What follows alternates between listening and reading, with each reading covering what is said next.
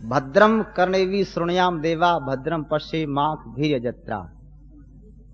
वेद भगवान उपदेश देते हैं, ऐ संसार के लोगों, इन कानों से भद्र बातें सुनो और आंखों से अच्छा देखो। दो बातों के ऊपर बड़ा बल दिया। इन कानों से भद्र बातें सुनो, अधिक सुनो, और अच्छा कोई कार्यक्रम सत्संग होता हो, कहीं दूर होता हो, परेशानी उठानी पड़े तो परेशानी उठा करके भी जाओ और सुनो। सत्संग होता हो, और सत्संग में यदि पैसा खर्च करना पड़े तो पैसा खर्च करके भी सुनो। परेशानी उठाओ, पैसा खर्च करके भी सुनो। और कुसंग कहीं होता हो तो कुसंग होता और जाते गले में फूलों की माला पड़े और इनाम मिले तब भी मत जाओ। कुसंग में चाहे कितना ही सम्मान होता हो वहां मत जाओ, और सत्संग में परेशानी उठा करके भी पहुंचो। पता नहीं सत्संग की कौन सी बात जीवन को बदल दे। एक बात लोगों के जीवन को बदल देती है, एक ही बात, यदि उसने ध्यान दिया तो। मुझे एक बात याद आई, वो आपके सामने कहकर के कार्यक्रम आगे बढ़ाऊं। बहनों और भाइयों, किसी किसान के एक छोटा सा बालक था। आपने कई बार सुना भी होगा, दोहरा दे रहा हूं। एक किसान के एक छोटा सा बालक था। दैव योग से पत्नी का देहांत हो गया, बालक छोटा रह गया। साथियों ने किसान से कहा कि दूसरा विवाह कर लो, तुम्हारे बच्चे का पालन पोषण कैसे होगा। किसान कहने लगा बच्चा बड़ा हो जाएगा, दूसरा विवाह नहीं करूंगा। साथियों ने विशेष आग्रह किया कि तुम्हारे गृहस्थ की गाड़ी कैसे चलेगी, बच्चा भी छोटा है। बहुत जब आग्रह किया तो उस किसान ने दूसरी पत्नी कर ली। दूसरी औरत घर में आ गई। दूसरी औरत जो घर में आई तो उस बच्चे को प्रेम से नहीं रखती थी, क्योंकि उसका बच्चा तो था नहीं।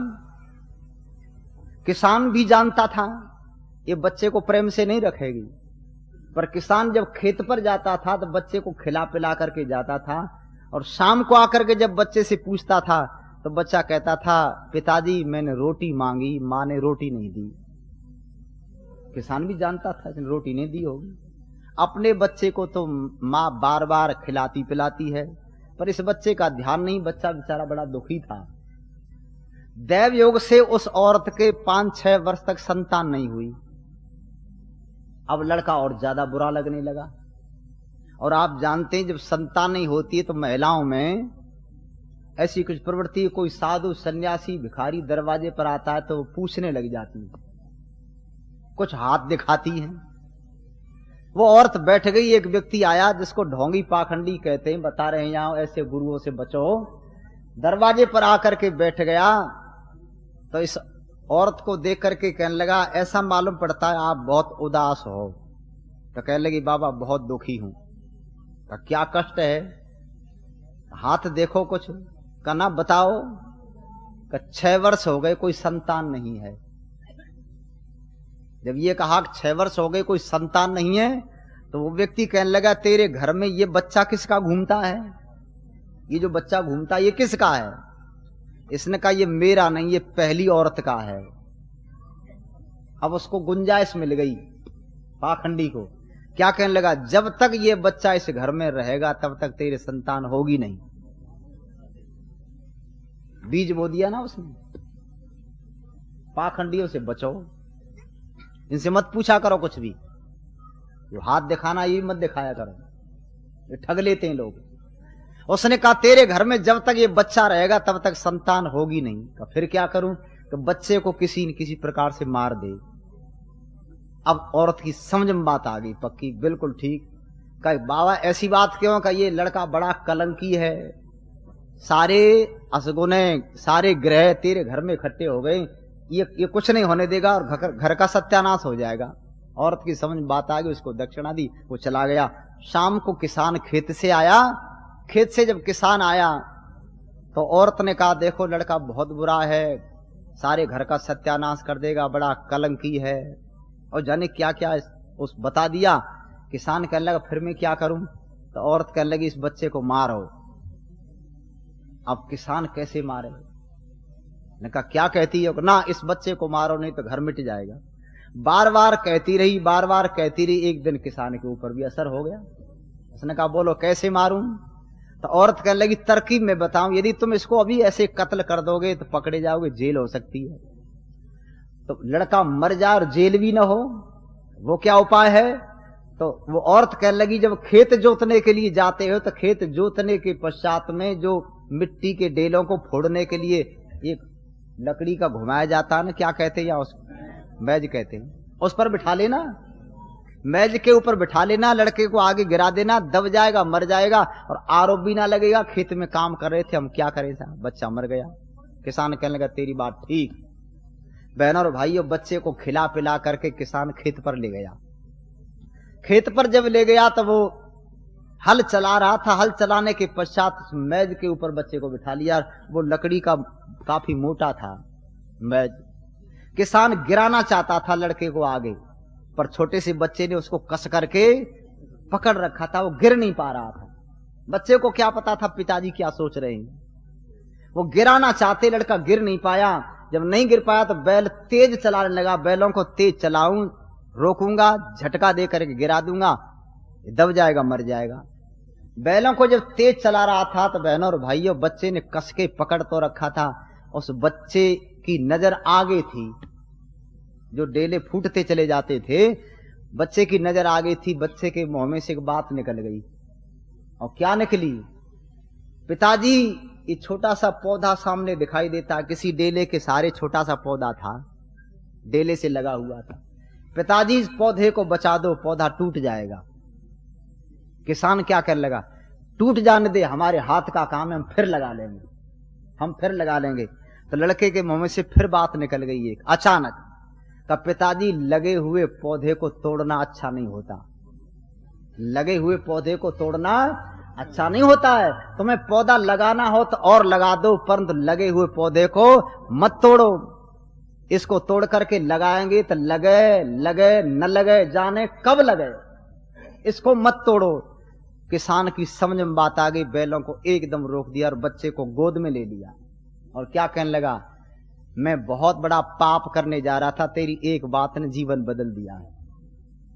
बच्चा इस बात को न कहता ना, लगे हुए पौधे को मत तोड़ो, पीछे लगे लगे न लगे। तो किसान सोचने लगा इस बच्चे को मत मारो, पीछे बच्चा पैदा हो या न हो। तो उन्होंने कहा, ए प्यारे बालक, मैं तुझे मारने लाया था, पर तैने एक बात से मेरे को पाप से बचा दिया है। बहनों और भाइयों, वेद में लिखा है, भद्रम कर्णेवी श्रृणुयाम देवा, इन कानों से अच्छी बातों को सुना करो। एक बात न जाने कब जीवन बदल दे, जाने कब बदल दे। गिरते हुए व्यक्ति को एक बात उठा देती है। और सुनो, जिस व्यक्ति ने इन कानों से अच्छी बात न सुनी, उनके कान क्या हैं? उनके कान जैसे बिल कहते ना, ऐसे लिखा है, उनके कान कुछ भी काम के नहीं। मुझे एक बात याद आ गई, प्रसंग बस एक गीत आपको सुना दूं। आप कहेंगे गीत तो सुनाते नहीं, हम गीत सुना देते हैं प्रसंग बस। किसी व्यक्ति की लाश मैदान में पड़ी थी, किसी पुरुष की लाश मैदान में पड़ी थी। जंगल के जानवर उसको खाने के लिए निकले कि हमारा भोजन है, कोई मनुष्य मरा हुआ पड़ा है, उनका वो भोजन था।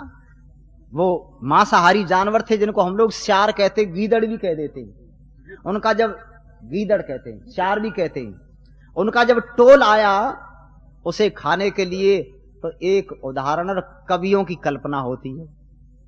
कहते हैं ना, कवि पता नहीं ये पहाड़ के ऊपर बैठ जाए तो प्रकृति के सौंदर्य को अपनी कविताओं में लिख दे, समुद्र के किनारे बैठ जाए तो लहरों को लिख दे, पता नहीं इसका मस्तिष्क क्या होता है। तो जब श्यारों का झुंड आया उस मनुष्य की लाश को खाने के लिए, तो उनमें एक वृद्ध श्यार था। वो कहने लगा, रुको रुको, कहां जाते हो? कहा, भूख लगी है और एक मनुष्य मरा हुआ पड़ा है, इसको खाएंगे।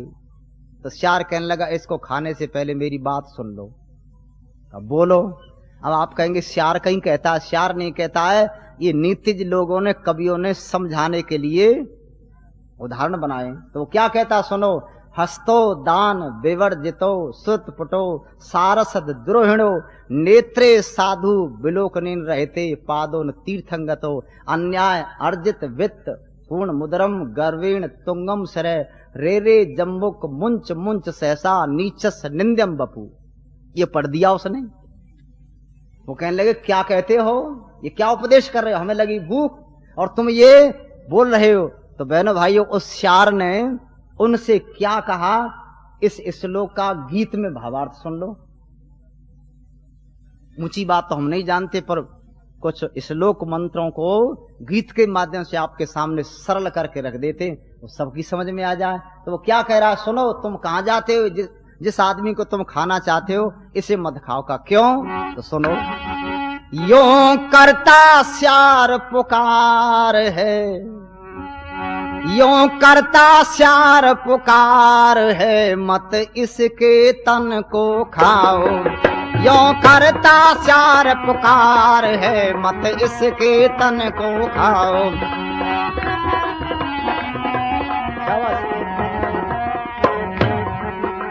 हाथों पर मत नजर उठाना, इन्हें भूल कर भी मत खाना। हाथों पर मत नजर उठाना, इन्हें भूल कर भी मत खाना। इनसे इसने दान दिया ना, इनसे इसने दान किया ना, कृपण है मक्कार है, मत इसके दांत लगाओ। यों करता श्यार पुकार है, मत इसके तन को खाओ। यों करता श्यार पुकार है, मत इसके तन को। क्या कहता, हस्तो दान विवर्जितो। उसके हाथ पड़े थे यो, कहीं इनको हाथों को खाएं, तो श्यार कहने लगा हाथों से दांत मत लगा देना। इस आदमी के हाथ इतने बुरे हैं, इन हाथों से इसने जिंदगी में कभी दान नहीं किया है। इसके हाथ बुरे हैं, हाथ से दान नहीं किया है। तो कहने लगे दान नहीं किया, पर हाथ में सोने की अंगूठी पहने हुए मालूम पड़ता है, इतने सोने की अंगूठी पहनी है। कहते हैं इस हाथ की शोभा सोने की अंगूठियों से नहीं है। अब कोई व्यक्ति इन हाथों को सजाना चाहे आभूषण से, मैं आभूषण का विरोध तो नहीं करता, किसी के पास हो तो पहनो, पर बहनों और भाइयों आभूषण से हाथ की शोभा नहीं है। क्या कहता है, इस आदमी ने जिंदगी में अच्छे काम में दान नहीं किया है, इस हाथ से दांत मत लगा देना। ये बहुत कृपण कंजूस व्यक्ति है। दान जो है देता है वही मनुष्य, उसी मनुष्य का हाथ पवित्र है। हाथों से अच्छा काम करो, भगवान ने हाथ दिए अच्छे काम करने के लिए। परंतु एक आदमी ऐसा होता है जो न दान खुद दे न दूसरे को देने दे। उसको कंजूस भी कहते हैं, कुछ लोग मक्खी चूस कहते हैं, कुछ लोग सूम कहते हैं, कंजूस को सूम भी कहते हैं। तो एक दोहा मुझे पुराना याद आया, एक कंजूस इधर से आ रहा और एक इधर से, दोनों मिल गए। जो दोनों सूम रास्ते में मिल गए। अब एक सूम ने उससे प्रश्न कर दिया, सूमी पूछे सूम से काहे बदन मलीन। सूमी पूछे सूम से काहे बदन मलीन, या गांठी से गिर गया या काहू को दीन। तेरी गांठ से कुछ गिर गया या किसी को दे दिया, उदासी क्यों है। तो दूसरा सूम उत्तर देता है, ना गांठी से गिर गया और ना काहू को दीन, देता देखा और को तासे बदन मलीन। दान और कर रहा था, दम मेरी निकल रही थी। इसको ही मक्खी चूस कहते हैं लोग। तो कुछ आदमी न तो स्वयं देते न दूसरों को देने, ऐसा ही आदमी था वो जो पड़ा हुआ था। वो क्या कहता, हस्तो दान विवर्जितो। इसने हाथों से दान नहीं किया, इसके हाथों को मत खाओ। उनका चलो बिल्कुल रुक गए, हमें तो लगी भूख और ये मनुष्य पड़ा है, इसको हम खा करके भूख मिटाएं। तो मैंने हाथों की मना कर दी, हाथों को नहीं खाएंगे, और चीज खा लें। तो सुनो क्या लिखा है,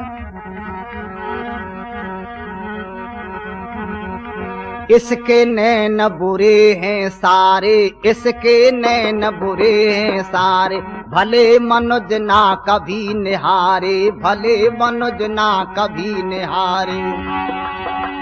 इसके गंदे रहे नजारे, इसके गंदे रहे नजारे, ये भारी बदकार है, मत इसकी आंखें खाओ। यों करता श्यार पुकार है, मत इसके तन को खाओ। यों करता श्यार पुकार है, मत इसके का आंखों को खावे का आंख और बुरी है, हाथों से ज्यादा बुरी का। क्यों? इन आंखों से इसने किसी को भली नजर से नहीं देखा है। अच्छा सुनो, जो आदमी किसी को अच्छी नजर से नहीं देखता, उनके लिए बिना पढ़े लिखे लोगों ने, साधारण पढ़े लिखे लोगों ने एक वाक्य लिख दिया है। जो किसी को अच्छी नजर से नहीं देखता ना, क्या लिखा है? बुरी नजर वाले तेरा मुंह। अच्छा, किसी का गोरा हो तब क्या करोगे? गोरा आदमी भी तो ऐसा कर सकता है, पर लिखा है बुरी नजर वाले तेरा मुंह काला। और क्या लिखा है? देखो मगर प्यार से। कहां लिखा है? ये ट्रक के पीछे, 3 पहिया के वो है गणेश जी चलते, उनके पीछे, उन पे लिख रखा है। और एक काम और किया है, वहां लिखा है बुरी नजर वाले तेरा मुंह काला, और उस ट्रक के आगे एक चप्पल फटी जूती वो लटक रही है। मैंने कहा गाड़ी नई, ये फटी जूती और चप्पल क्यों लटकाई? का इसीलिए लटकाई जो गलत नजर से देखेगा उसके लिए जूता है ये। हमारी गाड़ी को कोई गलत नजर से न देखे, उनके लिए काला मुंह तो नहीं करेंगे, पर उनके लिए टांग के रखते हैं। तो कहते हैं देखो मगर प्यार से। और वेद में लिखा है मित्र की दृष्टि से देखो। सबको कैसे देखो? मित्र की दृष्टि से। बहनों और भाइयों, इस